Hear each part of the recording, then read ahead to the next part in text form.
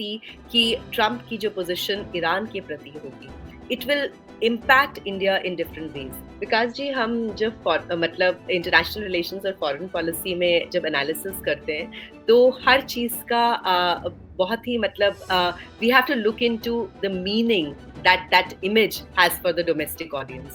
तो अगर military plane से इलीगल इमिग्रेंट्स को वापस भेजा गया तो एक मैसेज ट्रम्प अपनी डोमेस्टिक कॉन्स्टिट्यूएंसी को दे रहा है। जो उनका एंटायर कैंपेन था उसमें इमिग्रेशन, इलीगल इमिग्रेशन, ये एक बहुत अहम पहलू था। I mean we will have to really see how Trump engages और re engages with China, because अगर चाइना की proximity United States of America के साथ बढ़ती है या डोर्स ओपन अप होते हैं तो उसका इम्पैक्ट इंडिया के ऊपर डेफिनेटली होगा। प्रधानमंत्री नरेंद्र मोदी का अमेरिका दौरा खत्म हो चुका है, वो देश लौट चुके हैं, लेकिन बातें हो रही हैं बहुत।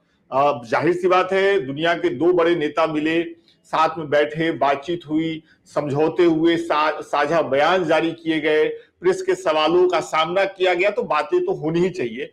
हम कोशिश कर रहे हैं लोकमत हिंदी में कि जो बातें हो रही हैं उनको विशेषज्ञों की नजर से आपको समझाएं, क्योंकि देखिए विदेश मामले से जुड़ी चीजें बहुत ही जटिल होती हैं। इतना आसान नहीं है उनको समझना कि आप किसी यूट्यूब वीडियो के थंब से उसको समझ लें।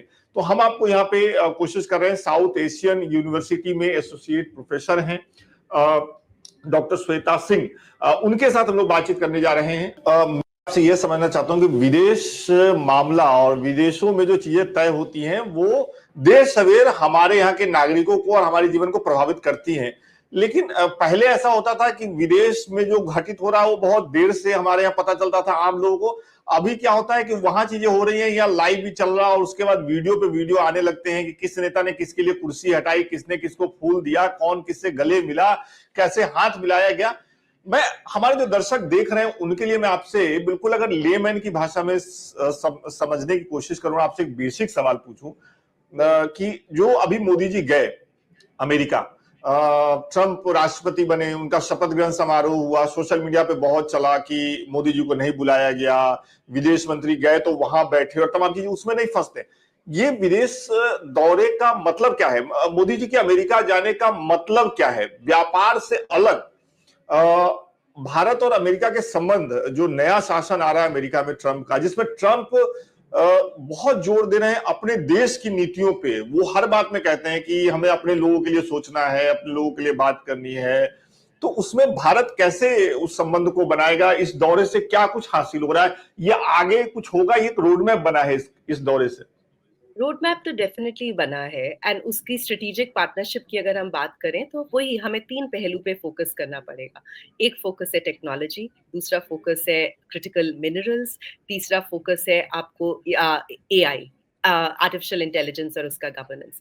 ये तीनों चीज बहुत अहम पहलू है क्योंकि हमें ये भी समझना पड़ेगा that while America is a global power, India also has its own ambitions and ये एम्बिशंस बोथ रीजनल है और ग्लोबल भी है। तो अगर हम रीजनली बात करें तो हमें देखना पड़ेगा कि इस यूएस ये जो ट्रम्प का यूनाइटेड स्टेट्स ऑफ अमेरिका है, इसका चाइना के साथ क्या रोल होगा और चाइना के साथ ये कैसे स्ट्रेटेजिक पार्टनरशिप को आगे ले जाता है। अगर ये एक प्रैग्मेटिज्म वाली अप्रोच को अडॉप्ट करता है तो उसका रैमिफिकेशन इंडिया के लिए क्या होगा। तो China is definitely the elephant in the room, ये बहुत इंपॉर्टेंट चीज है। दूसरा अगर हम पहलू देखेंगे तो प्राइम मिनिस्टर मोदी ने भी बहुत क्लियरली बोला है कि India is not on the side of neutrality but it is on the side of peace. तो इन जो इंडिया का एस्पिरेशनल एम्बिशन है, उसकी जो आइडेंटिटी है, जो उसको पिच किया जा रहा है, जैसे for instance India has pitched itself कि it would definitely talk about dialogue and diplomacy in the context of the war in Ukraine. तो यहाँ पर कैसे हम इंडिया का इवॉल्विंग रोल देखेंगे। तो बियॉन्ड द रीजन अगर ग्लोबली देखें तो ट्रम्प की जो पॉलिसी रशिया यूक्रेन के संदर्भ में रहेगी, that will impact India in many different ways. तीसरा चीज जिसकी बहुत हद तक बात नहीं हो रही है वो है Chabahar port and Iran, and I think this also needs to be talked about. इसके बारे में बहुत हद तक चर्चा नहीं हो रही है बट आई डू सी कि ट्रम्प की जो पोजिशन ईरान के प्रति होगी, it will impact India in different ways. India has, invested support, बहुत सारा जो फॉर इंस्टेंस अफगानिस्तान को जो ह्यूमैनिटेरियन एड जाता है वो चाबहार पोर्ट से जाता है। तो अगर ईरान के प्रति सैंक्शंस होते हैं, तो ये जो रूट है, ये जो पोर्ट है, ये कैसे हमारे संबंधों को, हमारे एक्सेस को हार्ट ऑफ एशिया में इम्पैक्ट करता है, ये बहुत इंपॉर्टेंट है। और दूसरा जो बहुत चर्चा हो रही है विकास जी, एंड जो बहुत ही मतलब बात हो रहा है, वो इमिग्रेशन की बात हो रही है, इलीगल इमिग्रेंट्स की हाँ, बात। तो वो तो रहेगा ही, but I think that is to be watched, and that India has taken a very conscious position कि it is willing to tighten up the rules in the context of illegal immigration that is happening. तो वो लेकिन that is उसमें उस मामले में मुझे बात ये करनी है जो आपसे पूछना है कि जब जब पहले जहाज में आए जो गैर कानूनी तरीके से अमेरिका में रह रहे थे लोग, जब वो आए, हथकड़ियां बंधी हुई, जंजीरें बंधी, उसकी बहुत चर्चा हुई। देश की संसद तक में भी विपक्ष ने उस पर सवाल उठाया, विदेश मंत्री का जवाब हुआ, बहुत कुछ हुआ। अभी जब मोदी जी गए वहां और वहां भी एक पत्रकार ने सवाल पूछा और उसको लेकर के भारत ने बताया कि हम इस पक्ष में हैं कि कोई भी गैर कानूनी तरीके से कहीं नहीं रहेगा और अगर रह रहा है तो भारत उनको वापस ले लेगा। अभी आने वाले दिनों में भी एक जहाज आने वाला है अमेरिका से, और से ऐसे लोगों को लेकर के आने वाला है।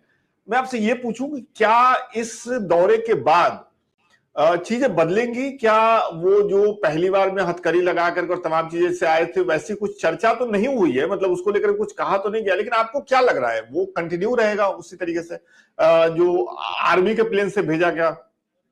विकास जी, हम जब मतलब इंटरनेशनल रिलेशंस और फॉरेन पॉलिसी में जब एनालिसिस करते हैं, तो हर चीज का बहुत ही मतलब we have to look into the meaning that image has for the domestic audience. तो अगर मिलिट्री प्लेन से इलीगल इमिग्रेंट्स को वापस भेजा गया, तो एक मैसेज ट्रम्प अपनी डोमेस्टिक कॉन्स्टिट्यूएंसी को दे रहा है। जो उनका एंटायर कैंपेन था, उसमें इमिग्रेशन, इलीगल इमिग्रेशन, ये एक बहुत अहम पहलू था।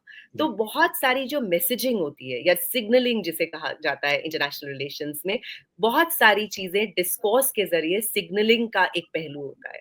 तो आई थिंक जो मिलिट्री प्लेन में भेजा गया, जो ये इमेजेस सर्क्यूलेट हो रही हैं, ये इनवर्ड्स देखना चाहिए यूएस के प्रति। एंड आई थिंक अगर हम इंडिया की पोजीशन देखें, India has taken a very informed position on this context.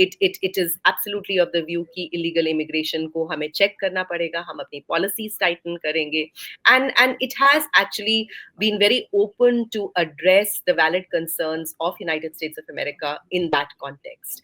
तो I think हमें बहुत ध्यान से, आई थिंक जिस बात से मैंने शुरुआत करी थी कि मेक अमेरिका ग्रेट अगेन, ये जो आइडियोलॉजिकल बात है, ये हर चीज में फ्लो करती है, चाहे वो ट्रेड हो, चाहे वो इमिग्रेशन हो, चाहे यूएस के रिलेशनशिप वीज़ावी यूक्रेन या उसकी जो पोजीशन है वॉर के प्रति, उसको हो। इस पर्टिकुलर अम्ब्रेला के अंडर हमें ये चीजों को समझना पड़ेगा, तभी आई थिंक वो दूरदर्शिता आएगी।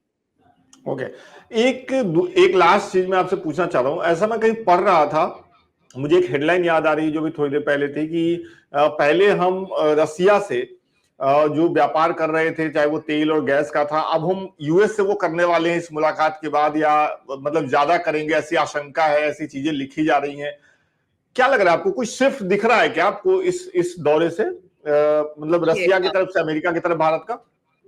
शिफ्ट होगा या नहीं होगा स्ट्रेटेजिक, वो एक दूसरी बात है, बट एटलीस्ट इंडिया जो कोशिश कर रहा है, वो ये कोशिश कर रहा है कि ट्रेड डेफिसिट को एड्रेस करे, बिकॉज यहीं पर ट्रम्प का ट्रांजैक्शनलिज्म आ जाता है। तो जो तेल खरीदने की बात आप कह रहे हैं, एनर्जी सिक्योरिटी का जो कैनवस है, एक्सपैंड करने की बात हो रही है, वो डेफिनेटली इंडिया को ट्रांसलेट करना पड़ेगा, because as I said right at the beginning, what does India bring to the table for Trump and it's America, but हमें ये भी याद रखना पड़ेगा, while India might want to create this leverage with United States of America, India अपनी एक autonomous position maintain करता है in terms of its relationship with Russia. But ये complicate इसलिए हो जाता है because of the China factor right now. I mean, we will have to really see how Trump engages or re-engages with China. Because अगर China की proximity United States of America के साथ बढ़ती है या doors open up होते हैं, तो उसका इम्पैक्ट इंडिया के ऊपर डेफिनेटली होगा, वो इक्वेशन चेंज होगी। If China, but definitely China always remains a cause of threat for और the United States of America, और इसको हमें ये भी कनेक्ट करना पड़ेगा जिसके बारे में बात हो रही है, क्वाड के बारे में बात हो रही है।